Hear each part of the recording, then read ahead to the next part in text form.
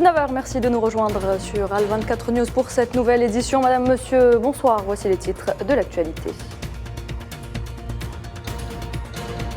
19 décembre 2019, 19 décembre 2022, 3 années après l'investiture du président Abdelmajid Tebboune, plusieurs engagements ont été concrétisés.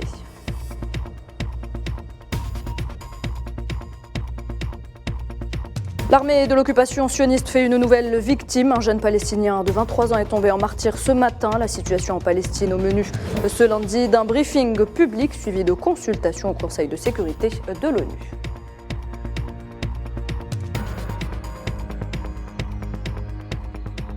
Les chefs d'état-major des pays de la CEDEAO se réunissent en Guinée-Bissau. La réponse à la menace terroriste qui s'étend dans la sous-région au centre des discussions.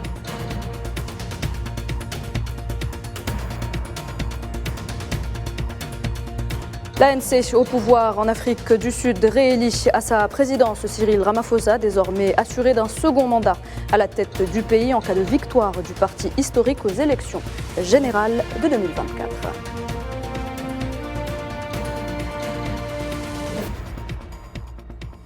Et on entame cette édition en Algérie, 3 ans jour pour jour depuis l'investiture du président Abdelmajid Tebboune, une date importante puisqu'elle a été synonyme de renouveau. En 3 ans, le pays a su emprunter la bonne voie en réussissant à préserver l'indépendance de sa décision politique, mais aussi économique.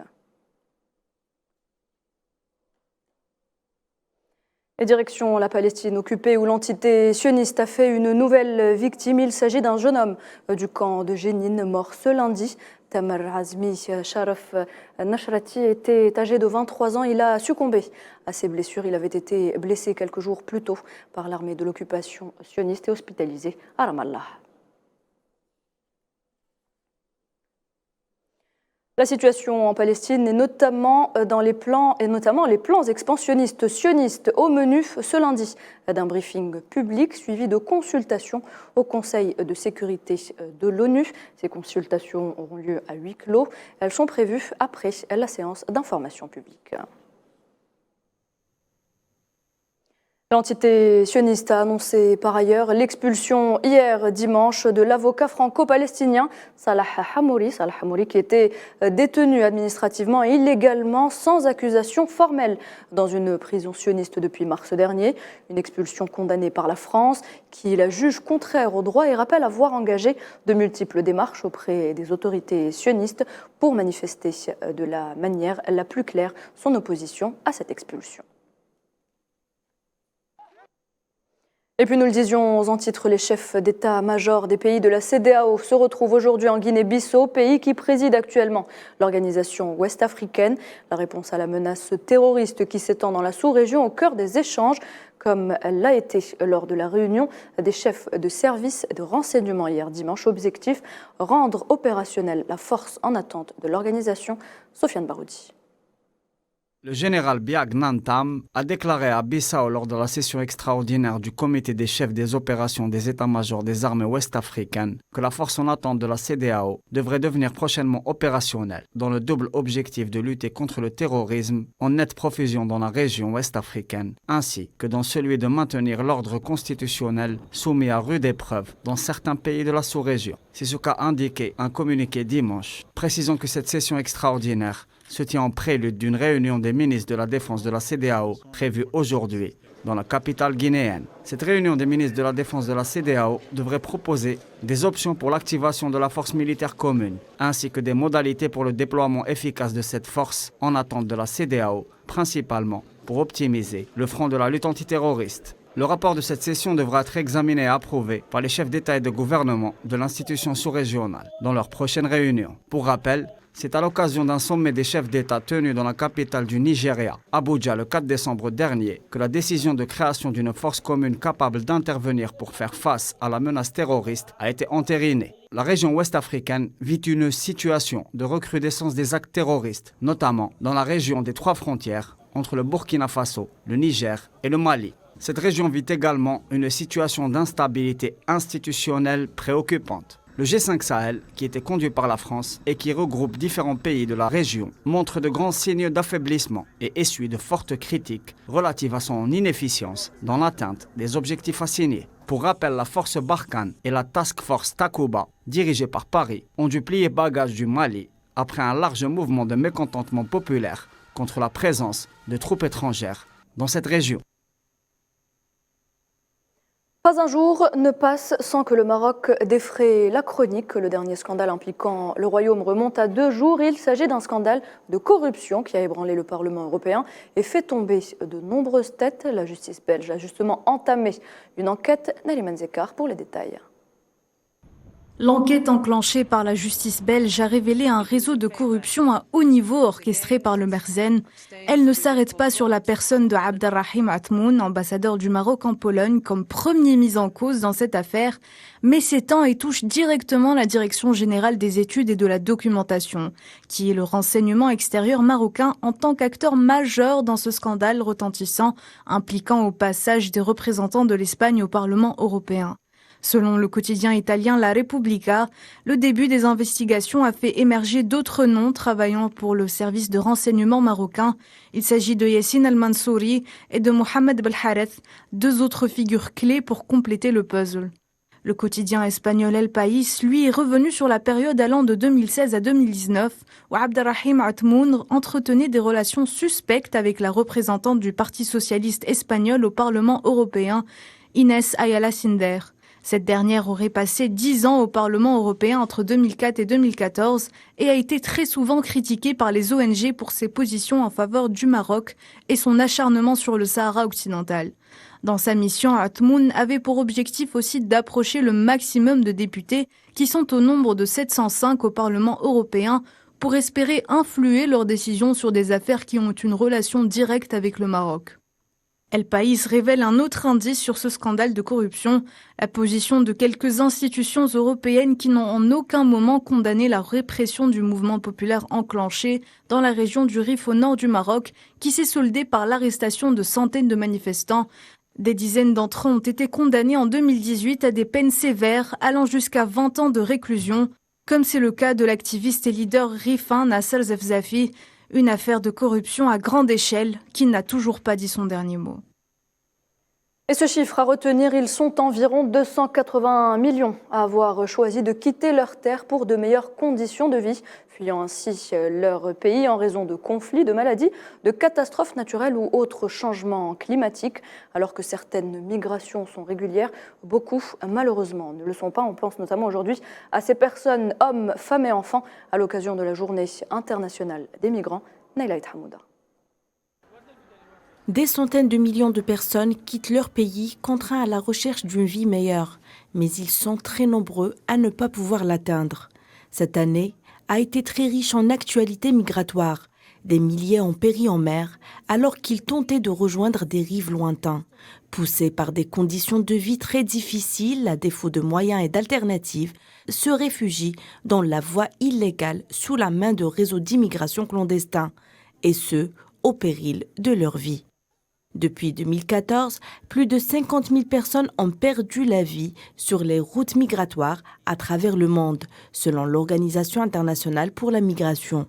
Le drame migratoire du 24 juin dernier aura marqué les esprits, lorsque près de 2000 migrants subsahariens ont tenté de rejoindre l'enclave espagnole de Melilla depuis Nador. Au moins 45 d'entre eux ont été brutalement tués par le régime marocain.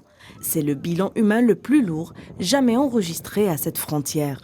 Selon Amnesty International, Rabat et Madrid sont impliqués dans cette tragédie condamnée par l'ONU.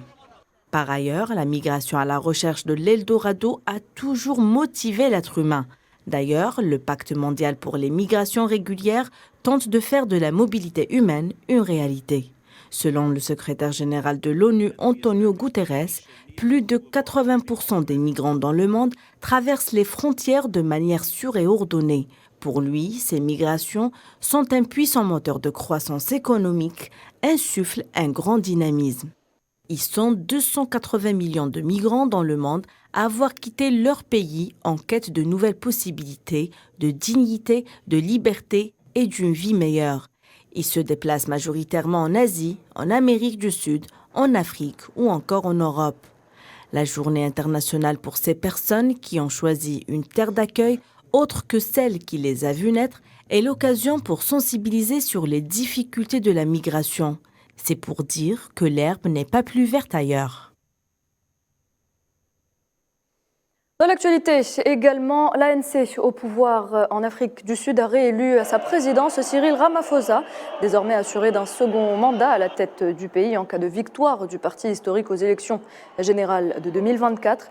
Le chef d'État de 70 ans qui partait favori malgré un scandale et une procédure de destitution déjouée quelques jours avant le vote décisif a remporté 2476 voix contre 1897 pour son seul rival.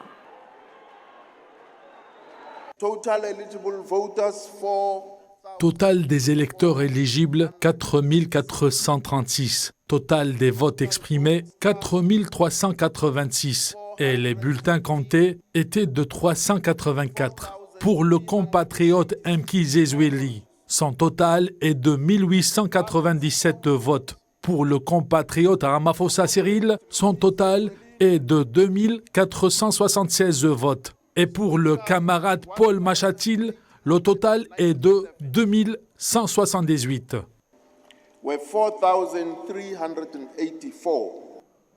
Et sachez que le Japon soutient l'adhésion de l'Union africaine au G20, un appui exprimé par le Premier ministre japonais Kishida Fumio à l'occasion de la visite de Macky Sall, président en exercice de l'Union africaine au pays du soleil levant. L'Union africaine, qui on le rappelle, comprend 55 membres et constitue l'un des blocs régionaux les plus importants au monde. Nous avons, je pense, dans ce format beaucoup à faire. Bien sûr, avant tout, je pense qu'il faut continuer à tout faire pour soutenir l'Ukraine militairement, économiquement, humainement, comme nous l'avons fait jusqu'à présent. Pour notre part, le Royaume-Uni s'est engagé à égaler, voire à dépasser les 2 milliards de livres d'aide que nous avons fournis cette année. L'année prochaine, et j'espère vivement, encourager les autres autour de cette table à faire tout ce qu'ils peuvent pour continuer à apporter leur soutien ferme. Voilà, vous l'auriez compris, c'était le Premier ministre britannique Rishi Sunak qui a annoncé à l'occasion d'un sommet en Lettonie de la force expéditionnaire conjointe regroupant plusieurs pays qu'il serait toujours du côté de l'Ukraine et que son pays serait prêt à faire en sorte de maintenir, voire d'augmenter le montant de son aide militaire vers l'Ukraine. De son côté, Vladimir Poutine est arrivé au Bélarus ce matin pour des pourparlers avec le président Alexandre Loukachenko, et ce quelques heures seulement après une attaque de drone sur Kiev qui a provoqué des coupures de courant dans la capitale ukrainienne.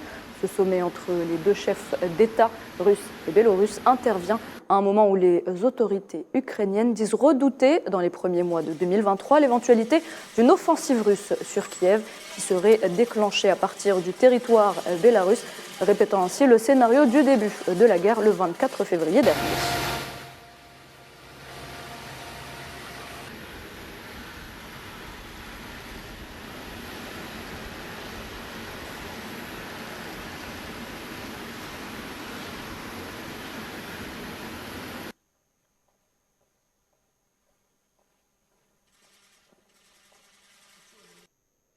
Et direction l'Argentine, et plus précisément Buenos Aires, où c'est jour férié aujourd'hui suite à la victoire de l'Albi Céleste hier en finale de la Coupe du Monde face à la France.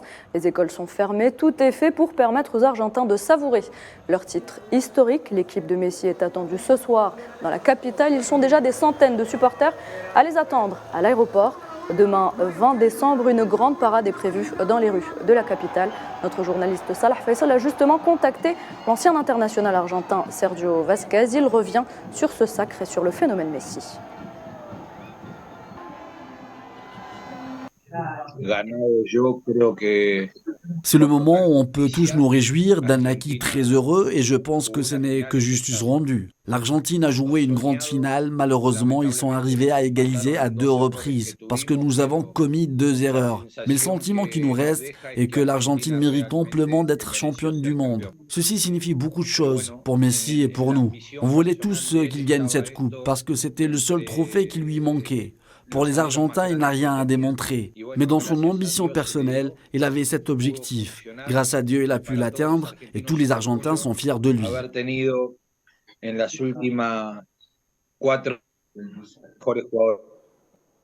24 heures après la défaite de l'équipe de France, l'attaquant des Bleus Karim Benzema annonce sur son compte Twitter la fin de sa carrière internationale à 35 ans et après 97 sélections et 37 buts sous le maillot tricolore.